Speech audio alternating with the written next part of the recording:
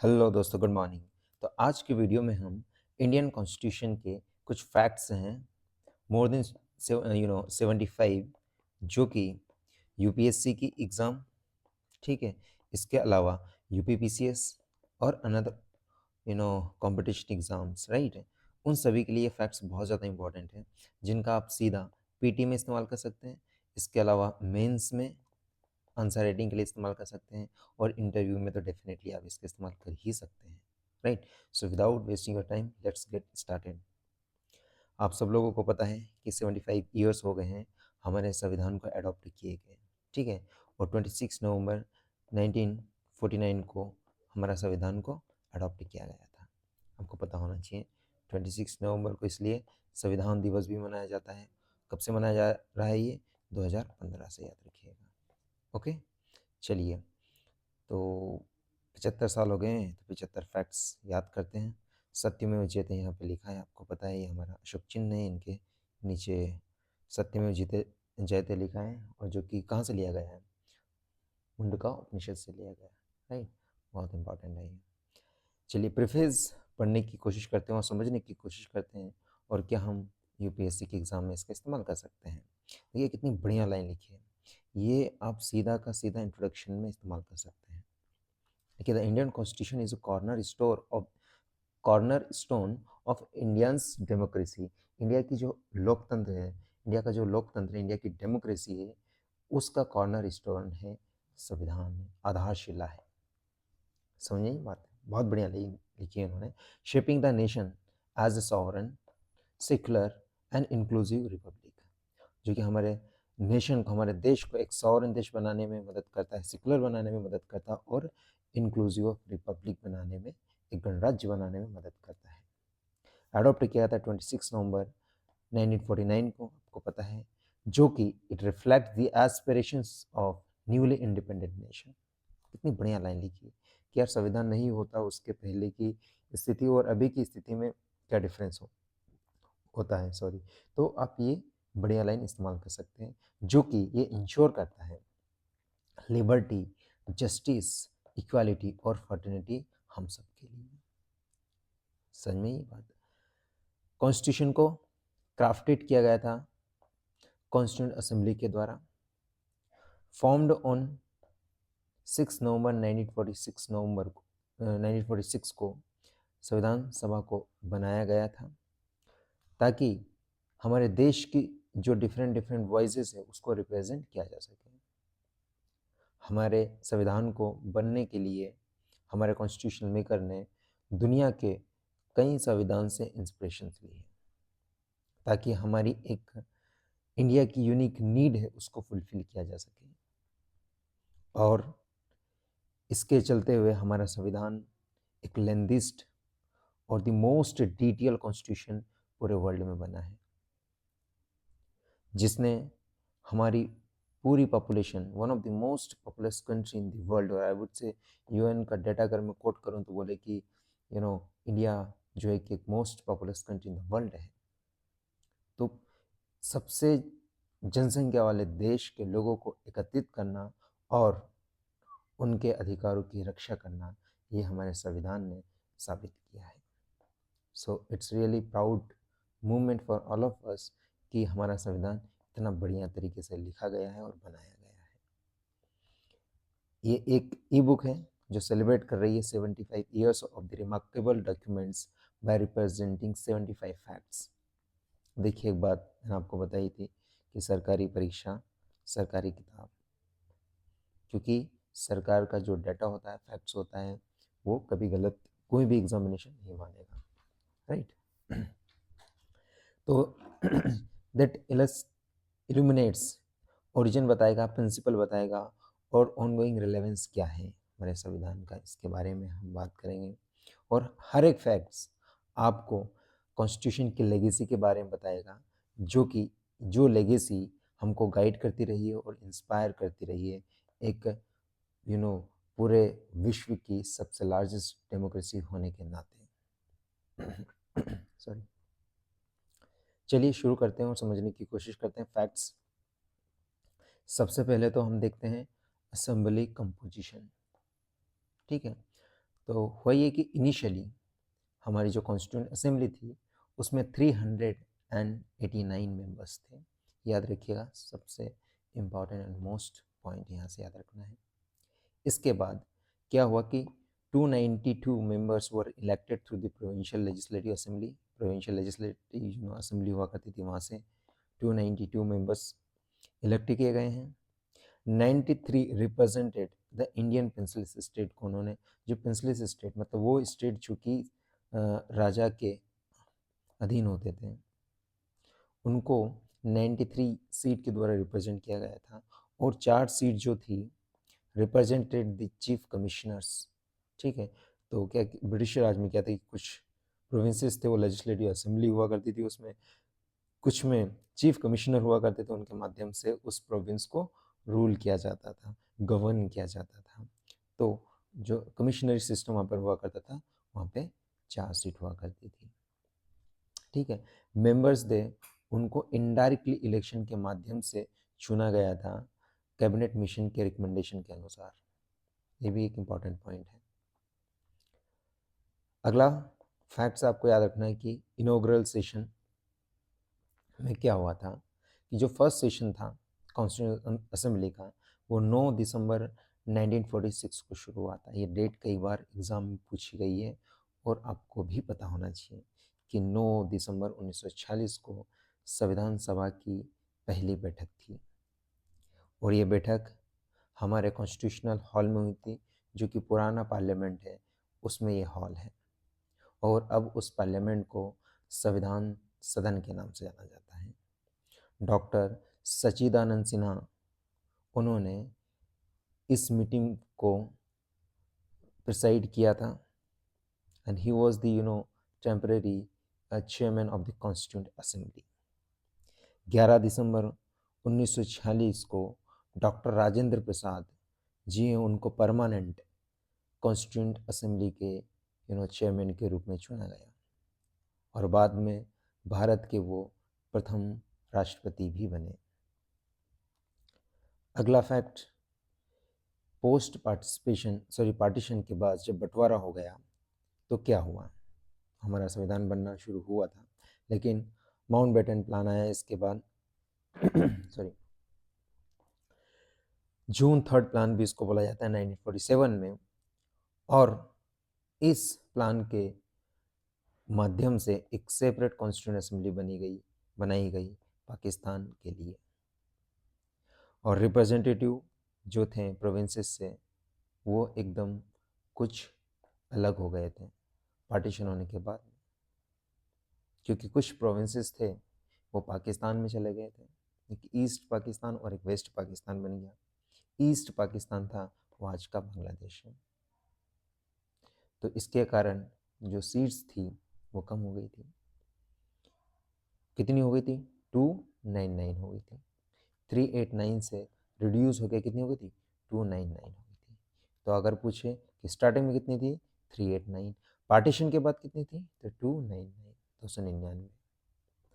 समझ में आपको बात? अगला फैक्ट हम देखने की कोशिश करते हैं और समझने की कोशिश करते हैं कि out of seats and nomination के बारे में बात करते हैं कि इतनी seats, out of these seats किस तरह से, कहाँ से, किस व्यक्ति को इलेक्ट किया गया था। Doctor B R Ambedkar, he was the chairman of the drafting committee and the renowned officer, I would say officer in terms of constitution maker। ठीक है, तो इनिशियली उन्होंने बॉम्बे सीट से इलेक्शन लड़ा था, लेकिन बॉम्बे प्रेसिडेंसी से, लेकिन वो हार गए थे। इसके बाद में उनको बंगाल कॉन्स्टिट्यूंसी से इलेक्ट किया गया था, बट जैसा कि मैंने आपको बताया कि पार्टीशन हुआ, पार्टीशन होने के बाद वो सीट पाकिस्तान में चली गई। फिर इसके बाद में अंबेडकर जी को कांग्रेस पार्टी ने बॉम्बे प्रेसिडेंसी से नॉमिनेट किया था और इस प्रकार से वो फिर चेयरमैन बने और इस तरह से उन्होंने कॉन्स्टिट्यूशन को बनाने में मदद की।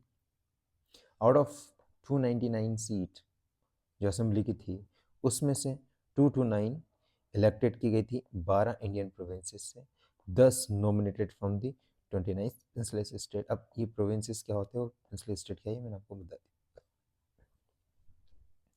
अगला फैक्ट्स विमेन के बारे में बात करते हैं कि जब संविधान बन रहा था क्या उसमें महिलाएं थी। मोस्ट इंपॉर्टेंट फैक्ट याद रखिएगा, पीटी के लिए भी, इंटरव्यू के लिए भी, सब चीज़ के लिए, मेंस में भी कोट करने के लिए कि 15 महिलाएं थी। There were 15 women members in the constituent assembly. तो अगर ऐसा पूछा जाता है कि हमारा संविधान क्या पेट्रियार्किकल है, केवल पितृसत्ता है उसी को बढ़ावा देता है क्या, या केवल मेंबर्स थे, महिलाओं की वॉइस नहीं सुनी गई थी क्या? ऐसी बात नहीं है मेरे दोस्त, सुनी गई थी। 15 महिलाओं के द्वारा उनकी बात रखी गई थी। कुछ महिलाएं जिनका नाम है, सरोजनी नायडू जी थी, राजकुमारी अमृत कौर थी, सुचेता कृपलानी जी थी। ये एक बहुत ही बहादुर महिलाएं और समझदार और पॉलिटिकली एक्टिव महिलाएं थी। एंड इन महिलाओं ने अपने अधिकार के लिए उन्होंने आवाज़ उठाई। और व्हेन दैट, और उस समय क्या था कि women had limited right globally, मतलब उस समय की स्थिति ये थी कि पूरे वर्ल्ड में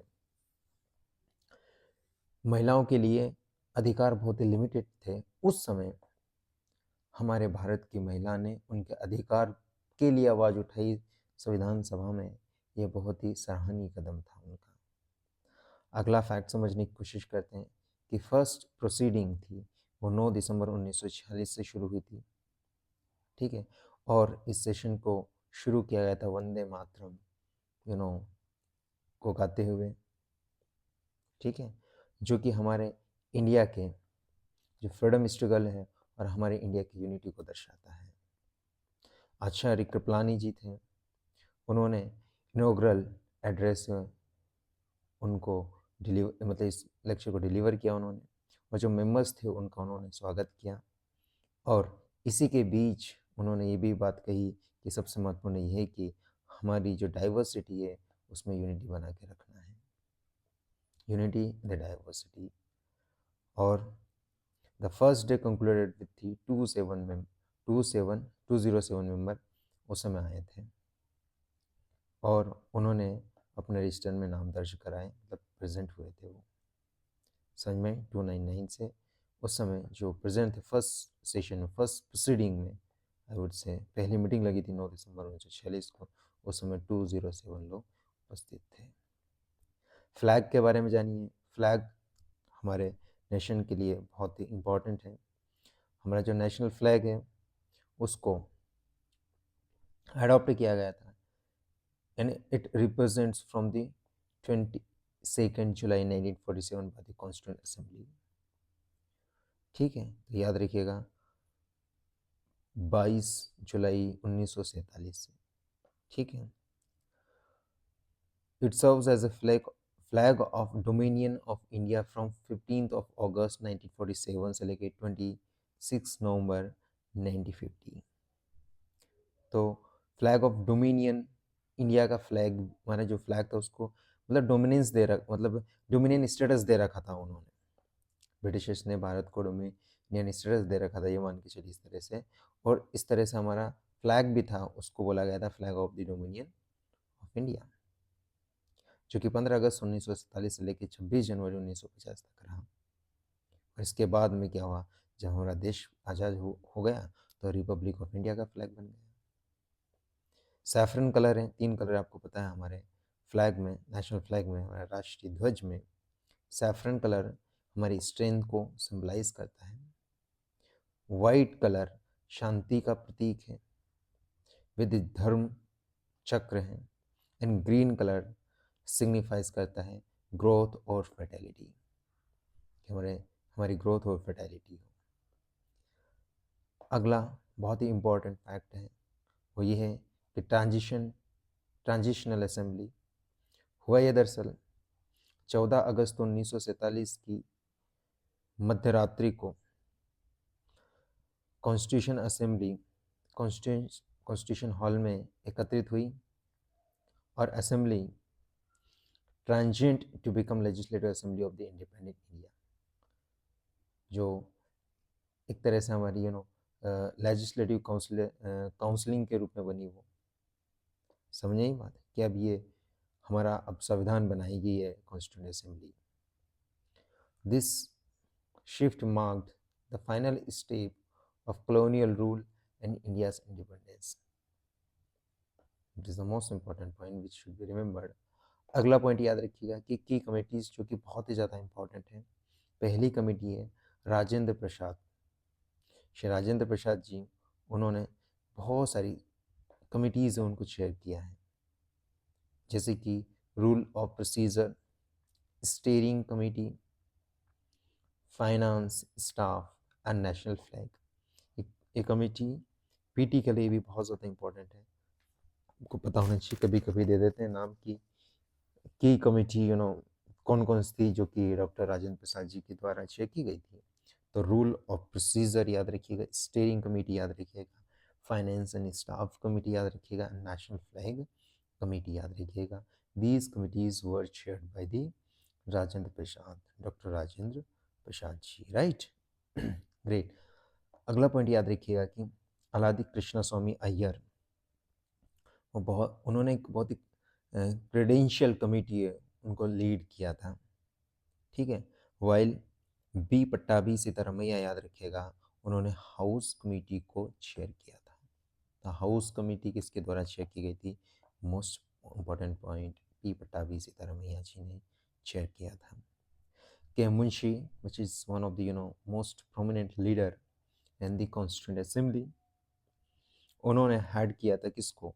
ऑर्डर ऑफ बिजनेस कमेटी को।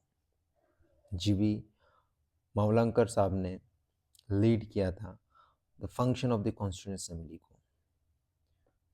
जो function of the constituent assembly हो रही थी उसको किन्होंने चेयर किया था?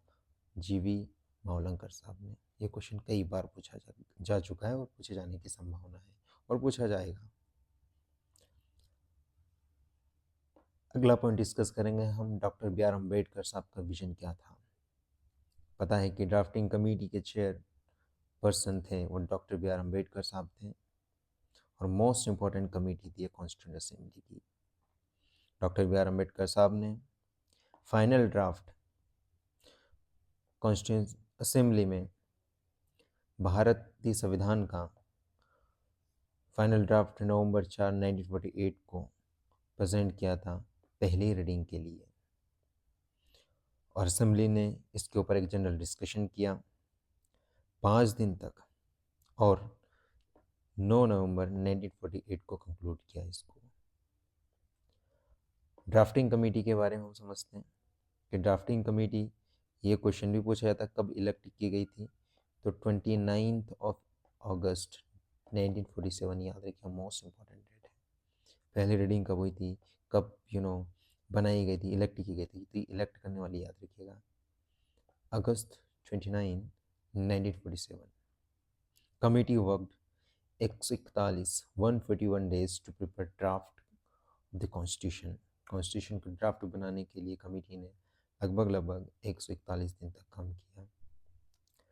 जो ड्राफ्ट कॉन्स्टिट्यूशन इनिशियली कंटेंट जो बनाया गया था उसमें 315 आर्टिकल था, 8 शेड्यूल था डेलिब्रेशन होने के पहले।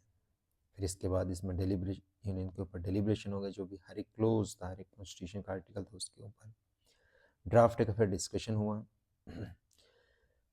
असेंबली ने इस ड्राफ्ट के ऊपर डिस्कशन करने के लिए कम से कम 165 दिन के लगाए आसपास इन्होंने टाइम लिया। आउट ऑफ 165 दिन, 114 दिन were specifically devoted to discussion the draft constitution. जो ड्राफ्ट था कॉन्स्टिट्यूशन उसको उन्होंने डिस्कस किया। टोटल इसमें 7,635 अमेंडमेंट्स प्रपोज्ड किए गए थे ड्राफ्ट कॉन्स्टिट्यूशन में।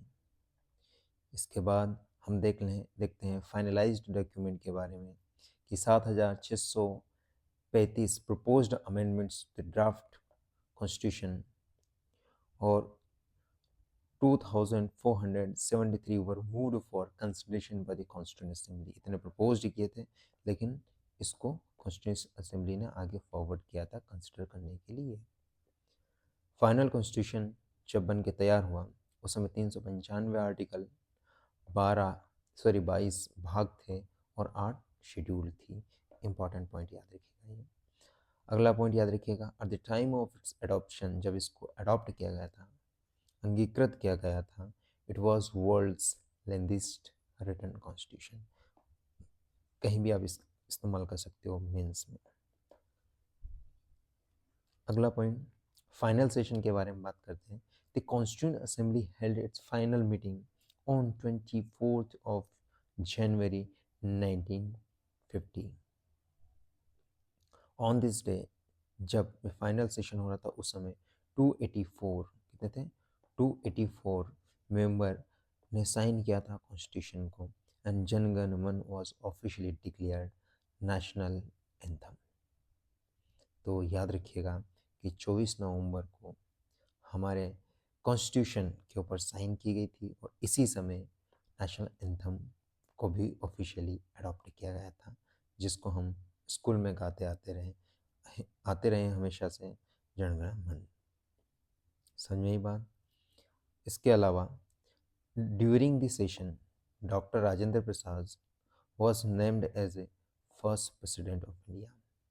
3 पॉइंट याद रखिएगा कि हमारा फाइनल मीटिंग 24 जनवरी को हुई थी, नेशनल एंथम भी 24 जनवरी को अडॉप्ट किया गया था ऑफिशियली, और डॉक्टर राजेंद्र प्रसाद जी को भी भारत का पहला राष्ट्रपति उसी समय चुना गया था।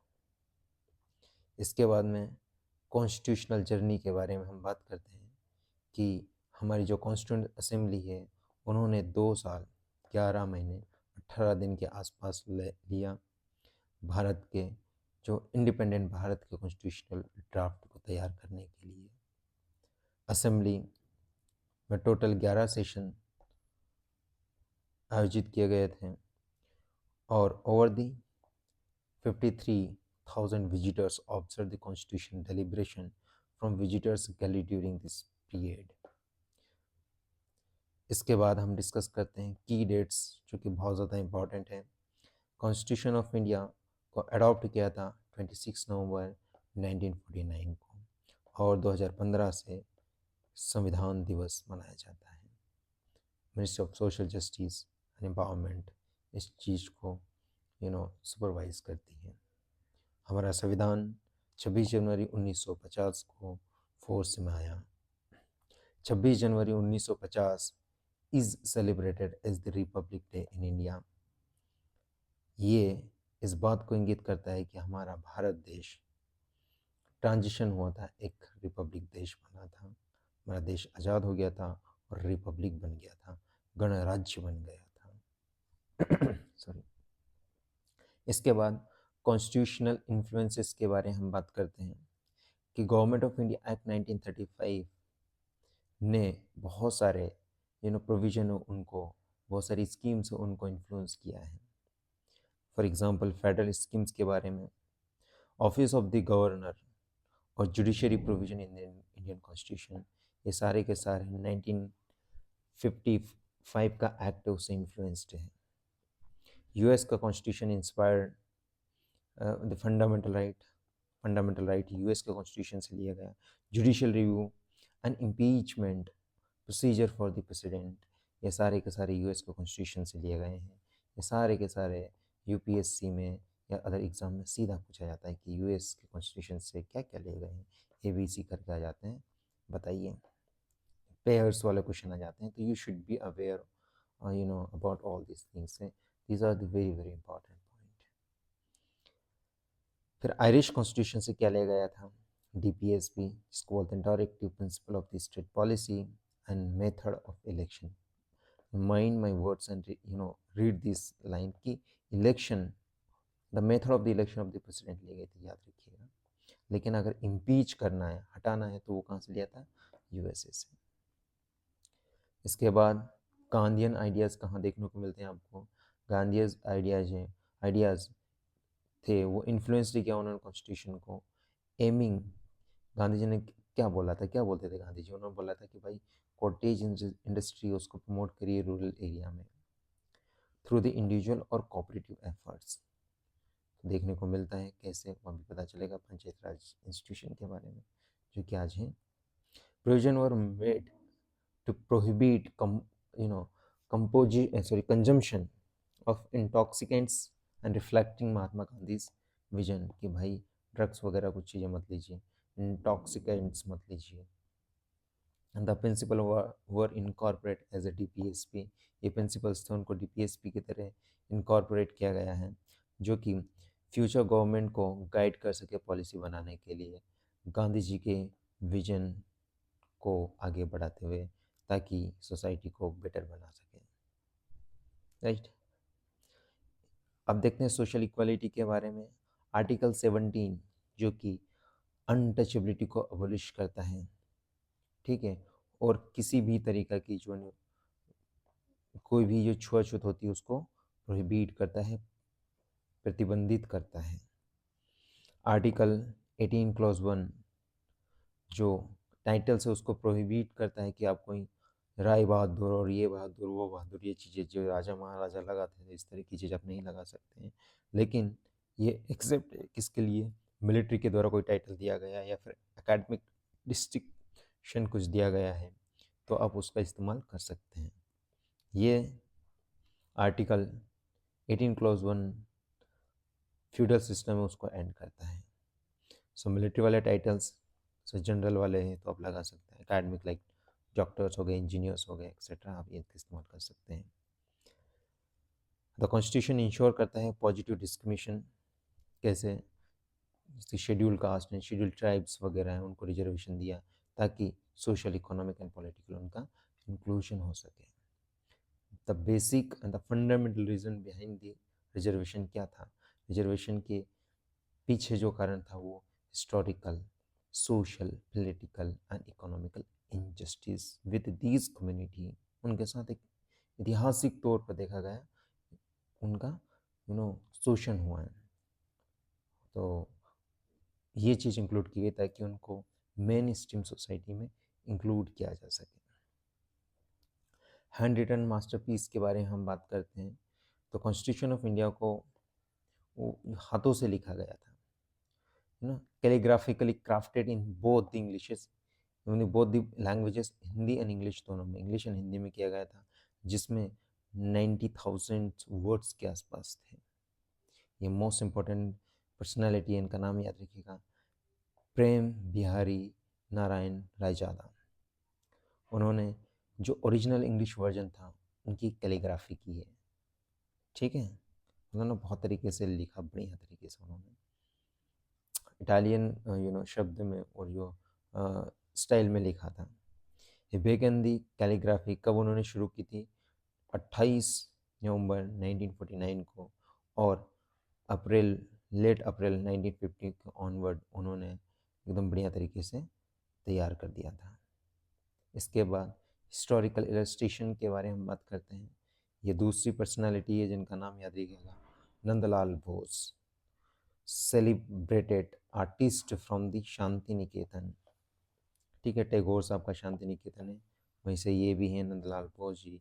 उन्होंने डेकोरेटेड किया कैलीग्राफिक शीट, मतलब जिस पे लिखा गया था, फॉर एग्जांपल देख रहे हो डिज़ाइन इस तरह की है, ये डिज़ाइन इस तरह से उन्होंने जो किया था, एक आर्टिस्ट थे उन्होंने किया था। ये जो कैलीग्राफिक शीट थी, मतलब कैलीग्राफिक शीट लाइक ये पेज है जिसके ऊपर मैं लिख रहा हूँ, और इस शीट को जो तैयार किया गया था किस तरह से डिज़ाइनिंग में होना, फूल पत्ती, कोई भाषण, मतलब जो भाषण नहीं, लाइक श्री कृष्ण अर्जुन को उपदेश देते हुए, या पीपल का पेड़ है या फिर हाथी है, इस तरह की जो मतलब डिज़ाइन है, नेशनल फ्लैग है, ये सारी चीज़ यहाँ पे राइट साइड अगर कर रहे हैं तो उसको मतलब बहुत तरीके से उन्होंने इसको आर्टिस्टिक वे से तैयार किया था। ये क्या था, नंदलाल बोस साहब ने। His art work include 22 illustration in the miniature style, उन्होंने 22 इलस्ट्रेशन का इस्तेमाल किया था छोटी छोटी स्टाइल में, मिनीचर स्टाइल में, और जो इलस्ट्रेशन है वो डिपिक्ट करते हैं इंपॉर्टेंट मूवमेंट्स ऑफ इंडिया की हिस्ट्री के बारे में बताया, ऐसा नहीं कि कुछ भी उठा कर उन्होंने डाल दिया। जैसे कि इंडस वैली सिविलाइजेशन से लेकर उन्होंने फ्रीडम मूवमेंट तक की जो चीज़ें थी, हमारा भारत के इतिहास की चीज़ें थी, उसको डाला। इसके बाद गार्डिंग द हिस्ट्री के बारे में देखिए कि the original copy of the constitution of India आज preserved in the helium filled cases, याद रखिएगा किसमें जो है हमारा संविधान की जो मूल प्रति है उसको हीलियम फील्ड जो कैसेस है वहाँ की जगह इसको रखा गया है, प्रिजर्व करके हमारे संसद में आज भी है। ये these cases are stored in the library of the parliament of India. Parliament of India वहाँ की जगह इसको स्टोर किया गया है, आज भी आप देख सकते हैं। आप तो क्या मेंबर ऑफ पार्लियामेंट जा सकते हैं, आपको परमिशन मिले थ्रू, अगर I don't know whether you will get permission not, कि सिविलियंस को अलाउ करते कि नहीं, but if you get no chance in the future you can visit and you can see the most important document for the India's nation, India's future as a nation. This preservation ensure the ये सारी चीज़ को observe करता है और हमारे future generation के लिए बहुत ही ज़्यादा इम्पॉर्टेंट है। प्रिजर्विंग लेगेसी के बारे में बात करते हैं तो जनवरी 26, 1950 parliament secretary took over the responsibility of preserving the original copy है, तो पार्लियामेंट सेक्रेटेरिएट है वो उसको प्रिजर्व करता है। 1955 में सर्वे ऑफ इंडिया जो कि देहरादून में, आपको पता होना चाहिए, उन्होंने produce 1000 offset printed copies of the original constitution. 1000 के आसपास उन्होंने कॉपी बनाई थी। इसके बाद the production of this copies took 15 year of the meticulous efforts लिए उन्होंने उनकी कॉपी बनाई। फिर इसके बाद न्यू डाउन्स देखिए कि 26 जनवरी 1950 को India transition from being a dominion to republican. पहले डोमिनियन स्टेटस था, अब रिपब्लिक बन चुका था 26 जनवरी 1950 को। The new Republic replace the government of India act 1935, उसको रिप्लेस कर दिया हमारा भारत के संविधान ने। और द कॉन्स्टिट्यूशन इस समय फिर फोर्स में आया है, जो सिग्निफाई ये करता है कि India complete independence from the British Raj से आज़ाद हो गए हैं। Is that clear? Democratic beginning की बात करते हैं कि इंडिया का जो फर्स्ट इलेक्शन था वो कब हेल्ड किया गया था, 25 अक्टूबर 1951 से फरवरी 21 1952 के बीच में। और यह इलेक्शन थे उनको कंडक्ट किया गया था under the provision of the newly adopted constitution के अंदर में किया गया था, मतलब नया नया संविधान बना था और उसके जो प्रोविजन थे उनके अंडर में ये इलेक्शंस कंडक्ट किए गए थे। इलेक्शन था, उन्होंने mark the first exercise of the democratic system established by the constitution. ये पहली एक्सरसाइज थी डेमोक्रेटिक सिस्टम की जो कि हमारे संविधान के द्वारा बनाई गई थी, उसको एक्सपीरियंस किया गया था, उसको एक्सरसाइज किया गया था। So these were the some facts, 75 facts जो कि आप पीटी मेंस इंटरव्यू सबके लिए इस्तेमाल कर सकते हैं। आई होप आपको ये सारी चीज़ समझ में आई होगी, क्योंकि देखिए ये डॉक्यूमेंट है, ये रिप्रेजेंटेड किया गया by the government of India की जो ऑफिशियल वेबसाइट है उससे। तो ये चीज़ आप कहीं भी इस्तेमाल कर सकते हैं बिना किसी हेजिटेशन के। So thank you for watching this video and have a nice day.